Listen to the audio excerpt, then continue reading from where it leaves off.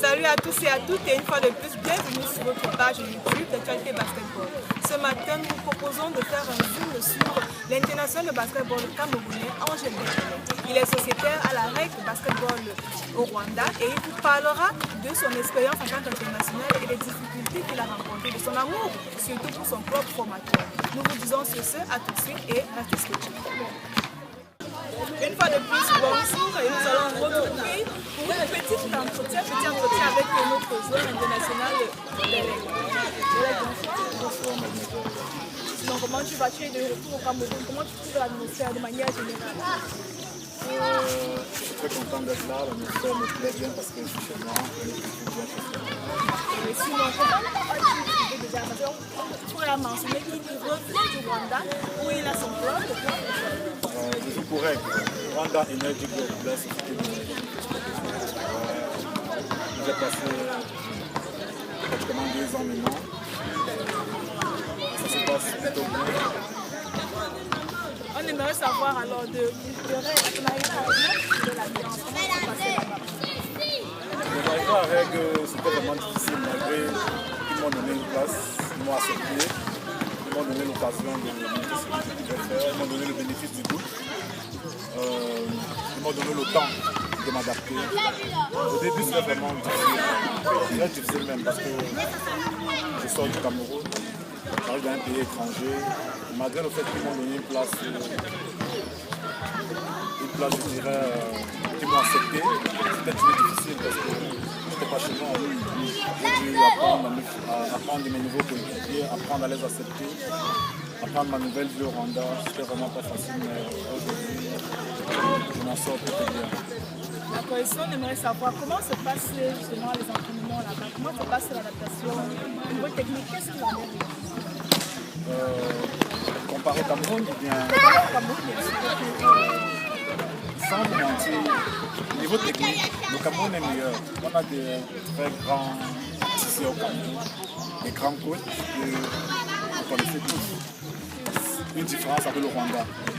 Ils ont des infrastructures, ils ont des moyens, ils ont des équipements, mais le niveau tactique, ce n'est pas trop ça comparé au Cameroun. Le Cameroun a de très grands tacticiens, on a de très grands coachs. Donc comparé au niveau tactique, au niveau coach avec le Rwanda, non, le Cameroun est meilleur. Je aimerais savoir qu'est-ce qu'on peut observer là-bas qu'il faut apporter pour améliorer. Parce que déjà, il faut penser à améliorer, il faut penser grandir. Donc, on aimerait savoir qu'est-ce que tu as pu découvrir là-bas qui serait bien apporté chez Cameroun pour améliorer le basketball. Déjà, il faut savoir que le basketball, plus on joue, plus on apprend. Et cela, les Rwandais l'ont compris. Ils ont des infrastructures, ils ont plusieurs matchs. Ils ont des tournois entre le championnat, pendant le championnat et après le championnat. Donc, c'est-à-dire, à la fin des saisons, un joueur peut avoir pratiquement joué 80 matchs, 85 matchs. C'est énorme. Ça déjà, il faut le préciser. Donc, c'est ce que le Cameroun devait promouvoir. Le jeu. Parce que nous, les Camerounais, on s'entraîne beaucoup et on joue beaucoup. Ça, c'est le Camerounais local. Celui qui joue sur le territoire camerounais. Donc, on s'entraîne beaucoup, on donne beaucoup aux entraînements, mais on joue beaucoup. Que ce soit des tournois organisés par les États, par la fédération, par les particuliers au Cameroun, ça n'atteint pas la hauteur des entraînements qu'un jeune Camerounais se dit en moyenne. Donc, c'est ce que je pourrais dire. Au Rwanda, on joue beaucoup.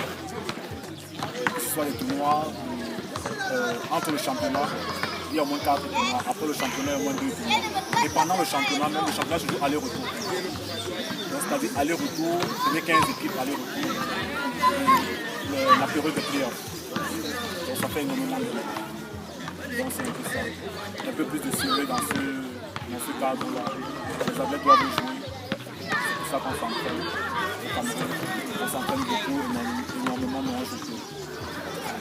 Tout à l'heure, on a pu voir, tu as eu la donné tout à l'heure à des jeunes professeurs. Qu'est-ce que tu peux faire technique? De quoi ça lui sert? Qu'est-ce que tu as appris? Je nous appris une spécificité d'amélioration dans le cadre d'un contre un. Battre son adversaire, son adversaire. Donc c'est ça, je vous ai donné 2-3 petites leçons qui peuvent les servir à battre leur vis-à-vis contre un. C'était juste ça. C'est ça qu'on s'est focalisé et améliorer la mécanique du jeu.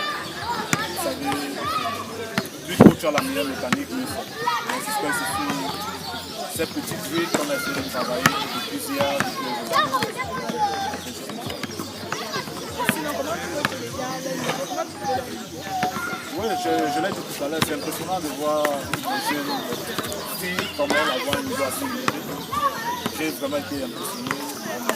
J'ai regardé, j'ai pris la peine de les regarder. Je pense qu'elles ont une très bonne niveau. Avec un suivi, elles peuvent avoir un meilleur niveau et aller un peu plus loin. Il a insisté à ce qu'on soit ici au terrain de Falcon, au terrain de Bien-Massif, à l'école de Source. On aimerait savoir quel est le lien qui se cache derrière cet engouement, derrière cet amour. Déjà, Falcons est tenu par. Moi-même, j'ai tenu Falcons à un moment. Falcons est tenu par mes aînés qui m'ont appris à jouer au basket. Moi-même, je suis passé par là, même si à l'époque, Falcons ne s'appelait pas Falcons. Donc, c'est pour ça que j'ai toujours cet amour pour Bien-Massif. Je ne pense pas que je l'appelle. Et sinon, on aimerait avoir un dernier mot de temps. Tu dis à tes fans qui te regardent, au Cameroun, aux jeunes acteurs, aimerais un jour avoir on peut jouer et être bien partout dans le monde. Donc, ça, c'est ce que je peux dire. Se donner les moyens et y croire. Et côté physique, côté technique, côté travail, non, ça, je fais confiance aux entraîneurs du Cameroun parce que quand tu joues pour un club, je vous l'ai dit dans le début, moi, les entraîneurs du Cameroun, que ce soit pour préparer les joueurs physiquement, techniquement, psychologiquement, les entraîneurs du Cameroun sont au top niveau. Merci encore de t'être disposé pour pouvoir nous entretenir cet après-midi. Sur ce, on va déclarer que ce sera pour la prochaine fois. On vous donne rendez-vous pour la prochaine fois. Et on espère toujours que vous serez scotchés avec nous ici pour le basketball au Cameroun malgré la période de Covid. Ok, merci à Basket. Merci.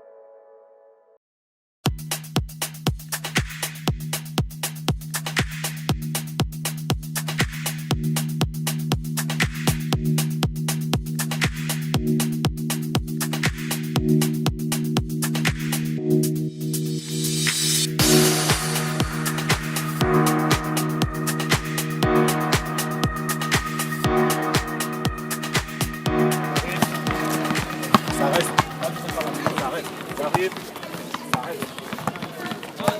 C'est ça, c'est ça le crossover. Le crossover, ça va de partir là-bas de l'autre. Et même les filles savent penser. Ils sont d'accord. Tu peux taper le joueur, tu places le joueur.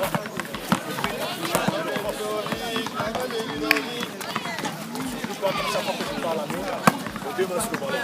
Même si on tape le ballon, on tape, on fait la faute, c'est les mains sur le ballon que tu peux rentrer. Ils sont d'accord. Donc, il y a des petites choses que tu dois te rappeler. Quand je chantais la tête, quand je marque, je chantais tout le monde. Pourquoi je vais compris? C'est grand, tu joues. Je me souviens, hé, tiens-moi. Comme ça. Tout ce que tu fais, n'oublie pas toujours faire des tirs. Pas de joueur. Voilà. Faire une passe, je passe. Tu peux revenir. Tu vois, quand tu as ça, tu ne restes pas stéréotypé dans le jeu. Tu as plusieurs choses à faire quand tu as le ballon. J'ai le ballon en main, je ne vais pas faire. Tu peux le battre. Je le bats, je cherche une solution. Je veux mon geste.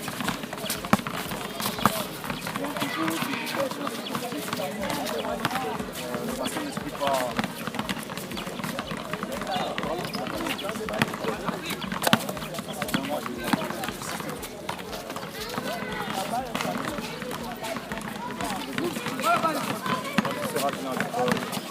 Maman ou papa ne va jamais t'interdire d'aller jouer au basket. Ça, tu es très intelligent, tu comprends ce que je dis. Le basket me fait comprendre. J'ai eu des grandes sœurs comme l'international, comme les enfants de l'autre côté. Tu peux suivre ta passion, faire tes études. Si la chance te sourit, tu pourras voyager et continuer à jouer au basket. Si tu n'as pas la chance de jouer au basket au haut niveau, tu auras pris de la peine tu auras plus de temps à te consacrer à ta passion. Les études peuvent te donner un emploi plus tard. Il ne faut pas rester. Parce que beaucoup d'entre nous, on a eu cette difficulté-là. On a juste suivi la passion du basketball. On a oublié qu'entre le basketball, on a déjà vu. Ça va de la base intellectuelle, savoir ce que tu peux faire après. Donc c'est très important. Moi, je finis toujours par ça parce que peut-être tu peux être jeune, tu ne comprends pas réellement ce que je dis. Mais plus tard, tu comprendras très bien. Avoir toujours une autre option. Ne jamais miser uniquement sur le basketball. Parce que le basketball, c'est d'abord une passion. Et nous vivons dans un pays très difficile. Voilà, les opportunités pour sortir, pour qu'un athlète puisse vivre sa passion en étranger très difficile. Donc, c'est très difficile sur ta passion. Et après, même si tu n'as pas plus de professionnel, tu peux coacher ton pays, tu vois. Comme moi, sans te coacher par exemple, tu peux avoir toujours cette envie de transmettre. Je tiens à te féliciter. Tu veux passer la tête timide. Ouais, tu es timide, là ça on le sait. Mais je ne savais vraiment pas que tu savais aussi bien jouer. Donc je comprends pourquoi Brent a insisté avec toi. Je veux d'abord te féliciter. Ça c'est l'habitude. Tu as grandi, tu as une vie assez élevée. Donc c'est très bien, c'est très bien. Si ta passion, de là jamais fait du tout.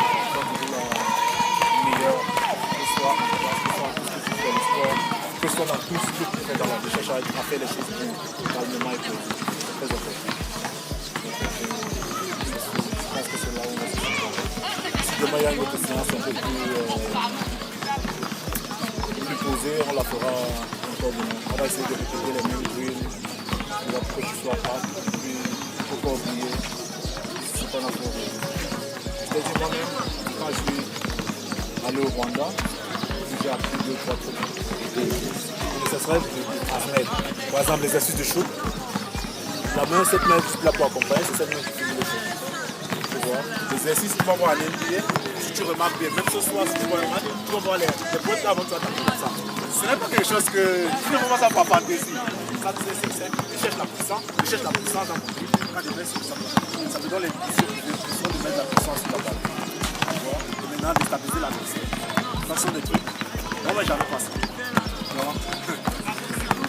Ça, c'est vraiment le crossover. Beaucoup de gens vont venir, quelqu'un va venir à te faire ça. Ça, ce n'est pas le crossover. Le crossover, c'est que je suis en train de perdre. Je suis en train de perdre. Tu ne rêves pas. Tu vois, ce sont des petits trucs, des petites astuces qu'on apprend quand on évolue dans le basket. Comme tu es chanceuse, comme il est tu as un cul assez élevé pour comprendre cela. Donc, c'est ça. Merci à vous.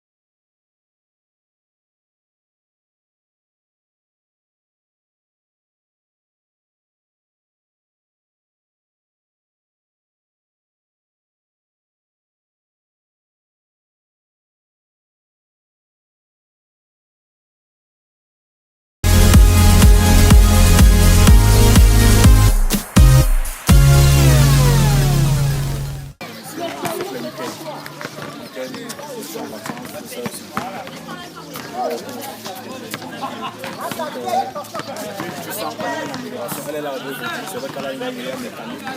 Tu vois, c'est tout comment on peut critiquer sur la concentration. Tu es un bon joueur, tu as des beaux gestes. Mais tu dois rester et c'est aux entraînements qu'on essaie de s'améliorer. Parce que le match, c'est pour s'amuser. Ce qu'on oublie souvent. On s'amuse et on donne le meilleur de soi. Tu vois, quand tu as joué, tu as donné le meilleur de toi. Et puis tu as l'impression. Tu es content, tu respectes celui qui est en face de toi et tu vas travailler davantage pour être meilleur.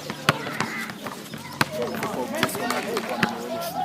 C'est quelque chose qui va rester toujours dans ton basket. Donc, plutôt tu as la meilleure mécanique, plutôt tu es mieux c'est. Tu arrives aujourd'hui, tu as vu, tu t'es déjà bien, mais avec la bonne information. C'est l'une quelque chose d'autre à l'extérieur pour accompagner le ballon. Donc, je sais pas. Oui. Je vous en prie. Donc, si vous avez quelque chose, à chaque fois que vous avez du temps, si j'ai du temps, je vais répondre tout le temps. D'accord. C'est un plaisir d'être avec vous parce que j'ai rarement vu des jeunes filles comme vous jouer à la qualité de basketball. Je suis étonné, sérieusement, c'est pas parce que je suis devant la caméra, donc, à la prochaine.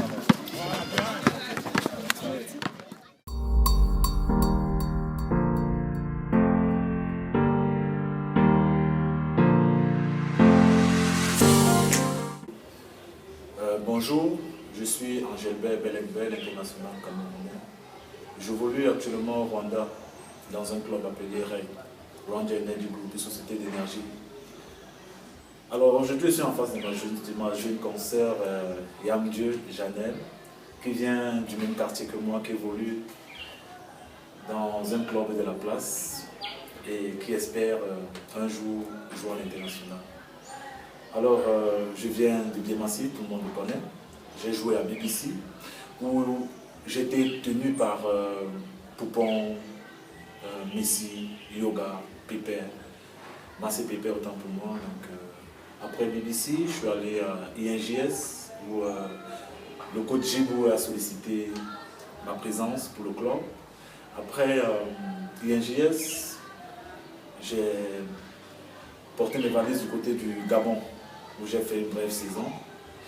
Après le Gabon, je suis revenu au Cameroun, j'ai joué pour Condor.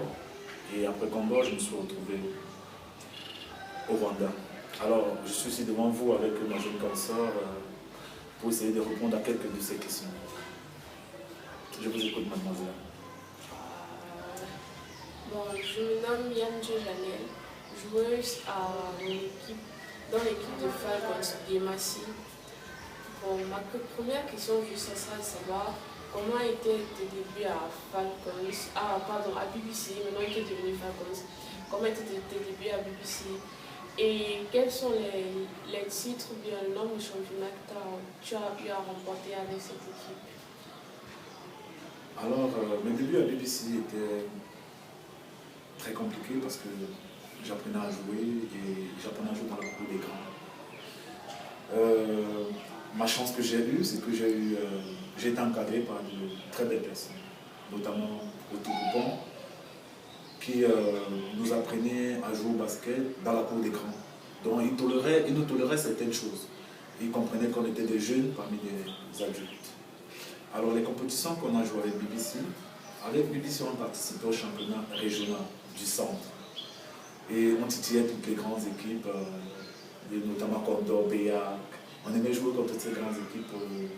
Malheureusement, quand j'étais à BBC, on n'avait pas remporté de titre durant tout mon parcours à BBC.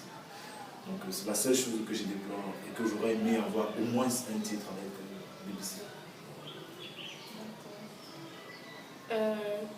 Vous qui avez fait la compétition au Rwanda et aussi la compétition ici au Cameroun, est-ce qu'il y a une différence entre les deux? Oui, il y a une grosse différence entre les deux compétitions. La différence se trouve au niveau des enjeux. Par exemple, au Cameroun, on s'entraîne beaucoup, je l'ai toujours dit, et on joue très peu. Pareillement, quand on s'entraîne beaucoup, et on joue énormément pour faire voir l'image du club. Et c'est quelque chose de très important au Rwanda. C'est tout le monde, tous les joueurs, toutes les structures aimeraient voir leur équipe sur la plus haute marche. Oui, et on travaille sur ça toute la saison, même en pré-saison, quand il n'y a pas de game.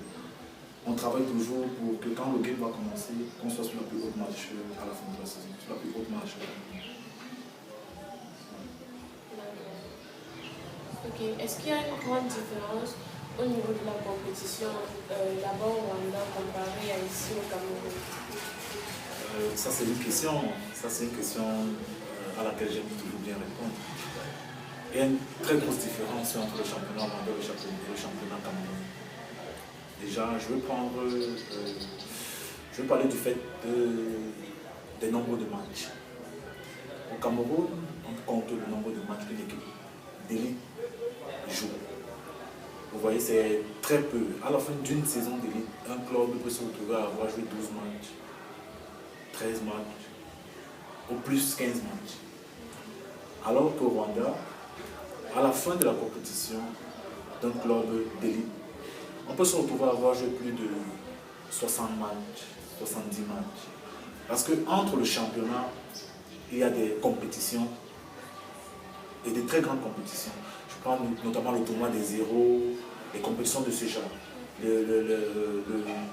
Un tournoi à la mémoire du génocide qu'il y a eu au Rwanda, des compétitions des particuliers qui organisent des compétitions, et c'est reconnu par la Ligue. Tu vois. Donc à la fin d'une compétition, un club rwandais peut se retrouver à avoir joué 70 matchs, tout au plus. Et c'est une très grosse différence avec le championnat camerounais. J'ai joué longtemps au championnat camerounais, on s'est entraîné longtemps pour jouer très peu. Et c'est ça que nous les joueurs déplorent, parce qu'on s'entraîne pour jouer. Et le pourquoi on s'entraîne, on ne joue pas. C'est ça qui est un peu déplorable au Cameroun. Quels sont vos titres personnels je crois 3 fois meilleur joueur du championnat régional du centre. 2 fois meilleur joueur du Cameroun. Je pense qu'on a participé à une zone 4 avec l'INJS toujours. Alors mes titres au Rwanda, vous savez, ça fait 2 ans, jour pour jour, que je joue la compétition au Rwanda. Et à mon arrivée, on a gagné pratiquement toutes les compétitions les compétitions aléatoires, à part le championnat. Au Rwanda, on a gagné toutes les compétitions avec REG. Et dans cette compétition, ils se sont sortis plusieurs fois MVP. Et nous sommes vice-champions du championnat rwandais aujourd'hui, derrière Patriote. Est-ce que vous avez déjà eu à rêver de jouer à la NBA quand vous regardez peut-être les matchs? Est-ce que quand vous étiez jeune joueur, vous avez eu ce rêve-là? Comme tout jeune joueur, j'ai le rêve de jouer à la NBA. D'ailleurs, je suis très fan de la NBA. Mais vous savez, nous les joueurs africains, on est réalistes. Quand tu as passé un certain âge et que tu n'es pas entré dans la voie de la NBA, c'est-à-dire NBA Academy, ou bien tu n'as pas eu une bourse pour aller aux États-Unis pour continuer sport et études. Donc à un certain âge, quand un certain âge passe, c'est très difficile pour un Africain de se retrouver en NBA. Et ça, c'est quelque chose qu'il faut le dire. Il ne faut pas avoir honte de le dire. J'ai rêvé la NBA, mais quand j'ai passé cet âge-là, j'ai compris que non. Je ne peux plus suivre ce parcours normalement, soit avoir une bourse pour aller étudier sport-études, continuer dans la ligne, passer par une draft. Non, j'ai passé cet âge-là. Donc, du coup, on se focalise un peu ailleurs. Il y a tellement de championnats dans le monde. Tellement, il faut le dire, il faut le dire. Beaucoup de personnes peut-être ne le savent pas. Il y a tellement de championnats rentables dans le monde. Notamment au Rwanda où je suis, en Europe, vous le connaissez tous. Tellement de pays où le basketball est développé. Donc, sinon, oui, j'ai rêvé de la NBA, mais je sais que ce sera difficile pour moi aujourd'hui d'y jouer. Quel conseil vous donneriez à un jeune joueur ou une jeune joueuse qui aimerait faire carrière, je veux dire, au haut niveau, ou bien voyager à l'extérieur pour pouvoir faire sport ici? Alors ça aussi c'est une très belle question. Le conseil que je peux donner pour les jeunes qui aimeraient voyager et faire sport-études, c'est de commencer d'abord des très bonnes études sur le plan national. Ne jamais lâcher les études pour dire que tu suis le basket. Ça, c'est quelque chose qu'il ne faut pas faire. Jamais, ne même pas y penser. Alors, tu fais tes études normalement, tu te formes à jouer au basket, tu apprends, tu suis des coachs, on a de très bons coachs au pays. Donc, tu suis tes études, tu suis tes coachs. Et aujourd'hui, des bourses viennent de partout. Il y a des agents de joueurs qui proposent des jeunes joueurs tous les jours. Donc, ça tu le vois tous les jours, il y a des amis qui partent constamment. Donc, mon conseil, c'est de suivre ses études et d'attendre sa chance. Parce que, pour dire vrai, il y a aussi beaucoup de chances qui jouent. Il y a des académies qui recrutent des joueurs très jeunes. Quand tu as passé cet âge-là, tu peux continuer à suivre tes études et à perfectionner ton basket sur le plan national. Et après, il y a des compétitions, comme la zone 4 à l'époque. Il y a la balle qui vient d'arriver aujourd'hui, Basketball African League, où un joueur local peut y participer et être recruté par un autre grand club. Et c'est maintenant comme ça que ça marche.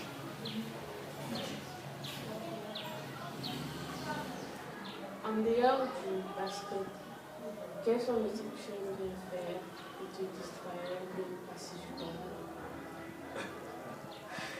En dehors du basket, qu'est-ce que j'aime bien faire pour me distraire et passer du temps?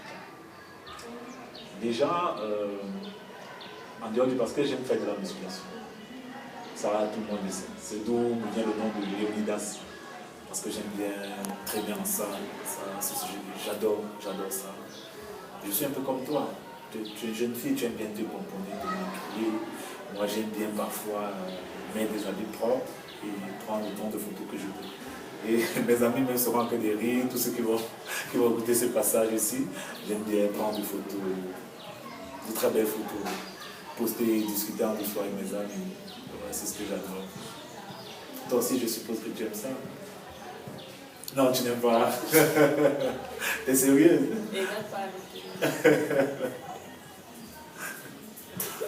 Merci beaucoup pour tous les conseils, tous les astuces au terrain, pour l'entraînement. Je pense que je vais beaucoup mettre ça en pratique pour pouvoir évoluer dans mon jeu. Donc je vais te remercier pour m'avoir accordé ce peu de temps en fait.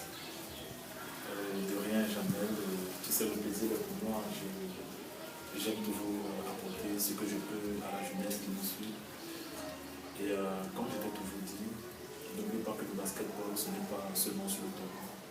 Le basketball peut t'amener à devenir autre chose. Si tu ne peux pas avoir une longue carrière de joueuse, tu peux finir arbitre, statisticien. Il y a tellement de choses que le basketball peut t'apporter. Tu peux même finir coach. Tu vois, tu peux finir encadreur. Il y a tellement de choses autour du basket. C'est ce qu'on aime en fait. C'est ce qu'on aime parce que le basketball nous apporte beaucoup de choses. Ça nous ouvre carrément l'esprit. Parce qu'en tant que joueur, tu connais un peu de l'arbitrage, tu connais un peu de coaching, tu connais un peu encadré. C'est un peu ça.